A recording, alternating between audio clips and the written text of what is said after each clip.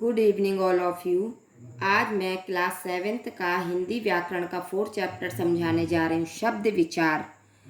एक या एक से अधिक वर्णों से बनी हुई सार्थक ध्वनि शब्द कहलाती है। यानी कि जब वर्णों का मेल कर दिया जाता है तो वो एक शब्द बन जाता है, लेकिन उसका एक सार्थक अर्थ निकलना चाहिए, तब वो शब्द कहलाता है। जैसा कि शब्द की इस परिभाषा से दो बातें पता चलती हैं। शब्द एक या अधिक वर्णों का होता है।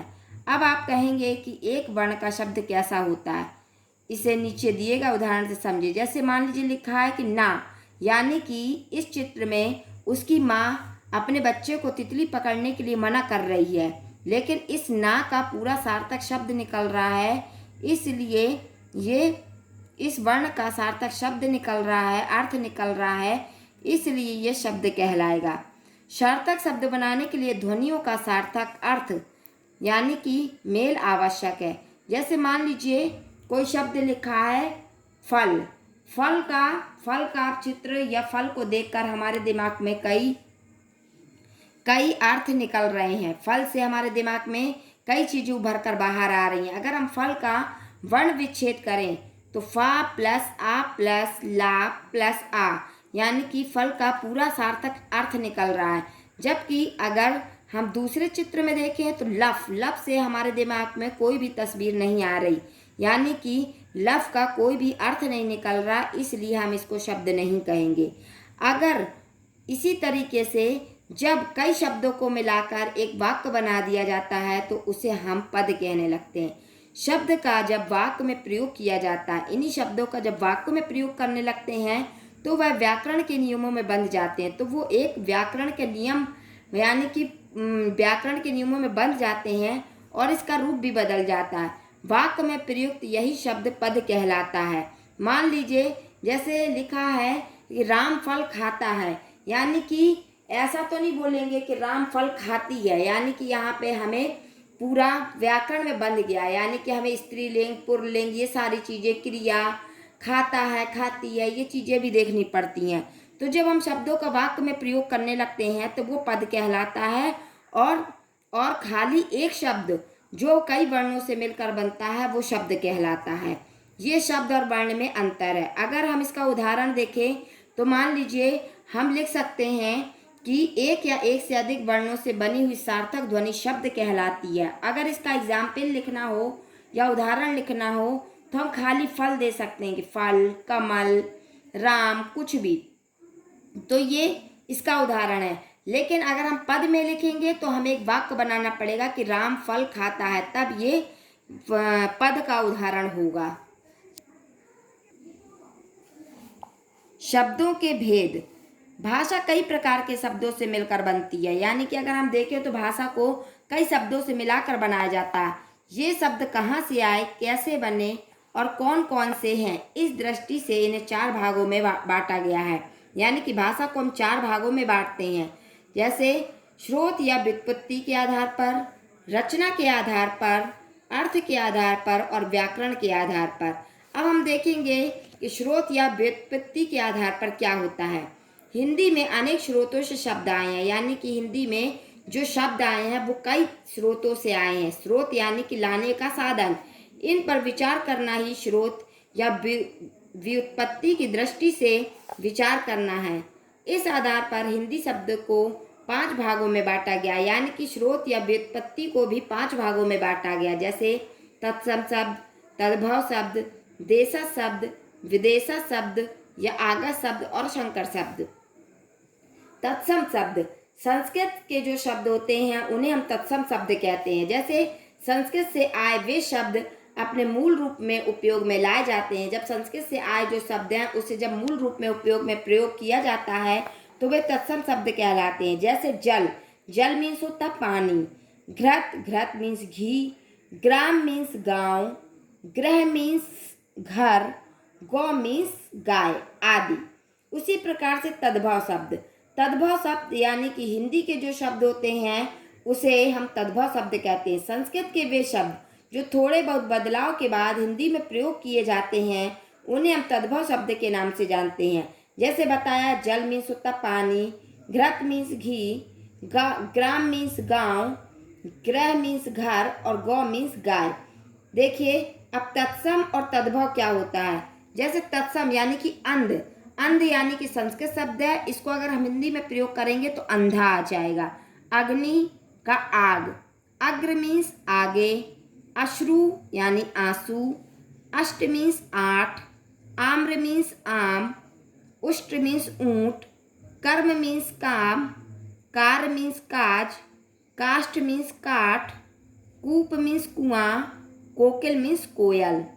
उसी प्रकार से चंद्र मीन्स चांद, चर्म मीन्स चाम, छिद्र मीन्स छेद, ज्येष्ठ मीन्स जेठ, दधी मीन्स दही, दिवस यानी कि दिन, नासिका नाक, पत्र पत्ता, बिंदु बिंदी, भिक्षा भीख, मयूर मीन्स मोर और माता मीन्स माँ। यहाँ देखिए तत्सम यानी कि मुख, मुख मीन्स मुंह, मृतिका यानी कि मिट्टी, मृत्यु यानी कि मौत, वधु मीन्स बहू, शाक मीन्स साग, शुष्क मीन्स सूखा, श्यामल यानी कि सांवला, सत्य मीन्स सच, सर्प मीन्स सांप, सूर मीन्स सूरज, सौंदर्य मीन्स सुंदरता और स्वच्छ मीन्स साफ। अब देखिए देशज शब्द क्या होते हैं। देशज शब्द हिंदी और उसकी बोलियों के वे शब्द जिनका संस्कृत में कोई संबंध नहीं होता, जो हम हिंदी आम भाषा में जो शब्द बोलते हैं और जिनका संस्कृत से कोई लेना देना नहीं होता, वो देशज शब्द कहलाते हैं। जैसे खाट, थैला, धोती, पगड़ी, पानी, पेट, खिचड़ी, खिड़की, गाड़ी, झाड़ू, डिब्बा, बिटिया, बेटा, लकड़ी, लोटा आदि। ये यानी कि जो हम आम भाषा में प्रयोग करते हैं जो शब्द, वो देशज शब्द कहलाते हैं। आगत या विदेशी शब्द जो यानी कि विदेशों की भाषा से लिए गए शब्द होते हैं, जो इंग्लिश के शब्द होते हैं लेकिन हम उसे हिंदी में यूज़ करते हैं, वो विदेशी शब्द कहलाते हैं। जैसे दूसरे देशों के संपर्क में आने पर उनकी भाषाओं के जो शब्द हिंदी में शामिल हुए हैं उन्हें आगत शब्द कहते हैं। जैसे अरबी, फारसी, तुर्की, अंग्रेजी, चीनी और पुर्तगाली। उसी प्रकार से अरबी में हम लोग क्या क्या चीज़ें यूज़ करते हैं, उम्र, किताब, खत, अमीर, जहाज, तारीख, गुस्सा आदि। फारसी का शब्द अमरूद, आसमान, जमीन, आज़ादी, दोस्त, रुमाल, नमक, सरदार आदि। तुर्की को कैंची, कुर्सी, चम्मच, बहादुर, बारूद, चाकू, तोप, बेगम आदि। अंग्रेजी computer, film, doctor, machine, station, school. उसी प्रकार से पुर्तगाली यानी कि अलमारी, साबुन, फीता, बाल्टी, कमीज। चीनी यानी कि चाय, लीची, चीनी, चीकू आदि। संकर शब्द क्या होते हैं, जो दो भिन्न भाषाओं के शब्द या शब्द और शब्दांश से मिलकर बनते हैं, वो संकर शब्द कहलाते हैं। जैसे गुलाब है, वो फारसी शब्द का है, और जल यानी कि हिंदी, तो दोनों मिलाएंगे तो गुलाब जल बन जाएगा। टिकट अंग्रेजी शब्द और घर हिंदी शब्द यानी कि टिकट घर। पार्टी अंग्रेजी शब्द, प्रवक्ता हिंदी शब्द यानी कि पार्टी प्रवक्ता। पुलिस अंग्रेजी शब्द और चौकी हिंदी शब्द यानी कि पुलिस चौकी। फल हिंदी शब्द और दार फारसी शब्द, तो फलदार। फूल हिंदी शब्द है और दान फारसी शब्द यानी कि फूलदान। लाठी हिंदी शब्द है और चार्ज अंग्रेजी शब्द यानी कि लाठी चार्ज। उसी प्रकार से अब मैं आपको रचना के आधार पर बताऊंगी।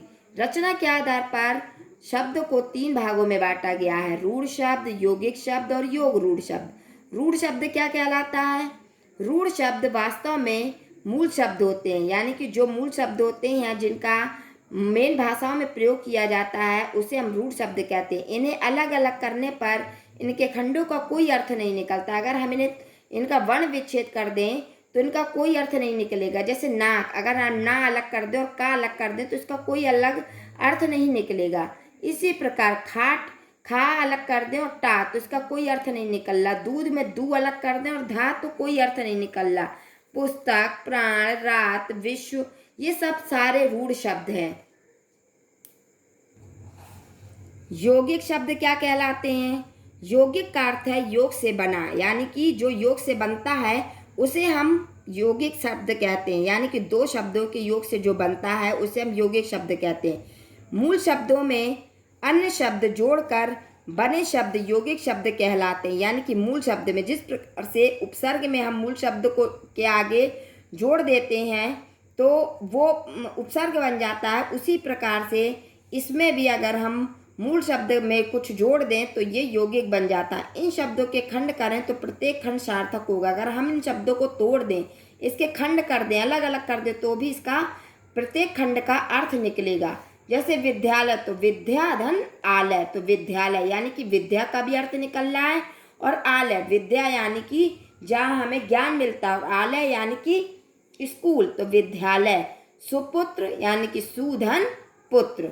यौगिक शब्दों की रचना उपसर्ग प्रत्यय संधि समास द्वारा होती है। यानी कि जैसा हमने पहले भी बताया कि अगर इनके मूल शब्द में हम कुछ जोड़ दें आगे या पीछे, या इसका संधि विच्छेद कर दें, तो इसका मूल अर्थ निकलेगा।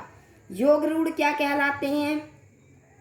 योग रूढ़ शब्द भी अन्य शब्दों के योग से बनते हैं। योग रूढ़ जो होते हैं वो अन्य शब्दों के योग से भी बनते हैं। अंतर इतना है कि वे आपस में समान अर्थ छोड़कर किसी विशेष अर्थ में रूढ़ हो जाते हैं। यानी कि जिस प्रकार से समास में, बहुव्रीहि समास में जब किसी तीसरे पद के लिए संकेत किया जाता है तो वो बहुव्रीहि होता है, इसी तरह इसमें समान अर्थ को छोड़कर जब किसी विशेष अर्थ की ओर संकेत किया जाता है तो ये योग रूढ़ बन जाता है। जैसे हिमालय यानी कि हिम मीन्स बर्फ और आलय मीन्स घर, तो यानी कि बर्फ हो जहाँ वह जगह। किंतु हिमालय शब्द से ऐसी किसी भी जगह का बोध न होकर एक पर्वत विशेष का बोध हो रहा है। यानी कि हिमालय में एक पर्वत का बोध हो रहा है, इसलिए यहाँ पर योग रूढ़ होगा। जलज, जलज यानी कि जल, जल मीन्स पानी, और जा मीन्स जन्मा या उत्पन्न हुआ। यानी कि यहाँ पानी में उत्पन्न हुआ। पानी में बहुत से जीव एवं वनस्पति उत्पन्न होते हैं, लेकिन जलज मीन्स होता कमल। कमल का यहाँ अर्थ में रूढ़ हो गया। इसी प्रकार से दशानन, दस है आनंद जिसके, जैसे दस मीन्स आनंद यानी सिर, और रावण के अर्थ में रूढ़, यानी कि रावण के अर्थ में ये रूढ़ हो गया। लंबोदर यानी कि लंबा है, उदर यानी पेट जिसका, यानी कि गणेश के अर्थ में यहाँ पे रूढ़ हो गया।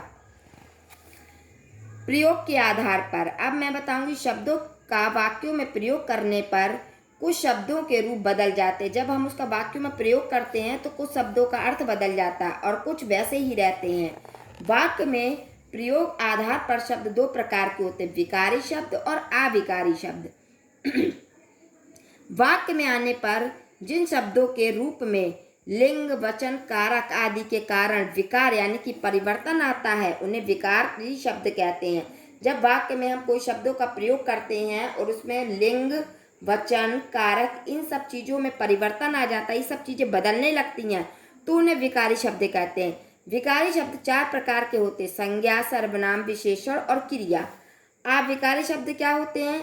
वाक्य में आने पर लिंग, वचन और कारक आदि के कारण जिन शब्दों में कोई परिवर्तन नहीं आता, उन्हें अविकारी शब्द कहते हैं। अविकारी शब्दों को अव्यय भी कहा जाता है, और अविकारी शब्द भी चार प्रकार के होते हैं, क्रिया विशेषण, संबंध बोधक, समुच्चय बोधक और विस्मयादि बोधक। इनके बारे में आप संबंधित अध्यायों में विस्तार से पढ़ेंगे। नहीं, अर्थ के आधार पर व्याकरण में केवल सार्थक शब्दों का अध्ययन किया जाता है। अर्थ के आधार पर शब्द कई प्रकार के होते हैं, एकार्थी, अनेकार्थी, समानार्थी, विपरार्थी और श्रुति संपन्न भिन्नार्थक।